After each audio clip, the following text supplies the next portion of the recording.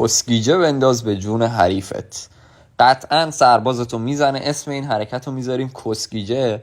شما اسبتون رو میارید که سربازش رو بزنید، قطعا اسبش رو میاره که اگه سربازش رو زدید اسبتون رو بزنه. شما اسبتون رو میبرید خونه G5، کاری به اون خارپسته نداریم.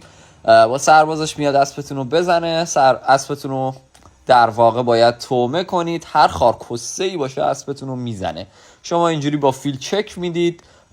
کسشر نگید جواب نمیده این روش ها، اینا جواب میده، خیلی هم خوب جواب میده. توی خارکسته بلد نیستی. بعد با وزیرت میبری دقیقاً کنار شاهش، چک میشه، شاهش رو میاره پایین. با فیل دومت چک میدی. تنها راهی که داره اینی که شاهش رو بیاره پایین. دوباره چک میدی، شاهش رو میبره خونه در واقع B6. اینطوری چک میدی، تمام، چک میدی، تموم شد. خارماده کسگیجه افتاد حریف. و اینکه حالا اگه هر جای دیگه ببره دیگه شما میتونید کارشو تموم کنید دیگه. وقتی دیگه اومده اینجا دیگه کارش تمومه دیگه. کسشر نگید که آره تو میبری جایی که میخوای خودت فلان و این کسشرها. خب الان بردمش پایین، کیر خوردی خارکسه.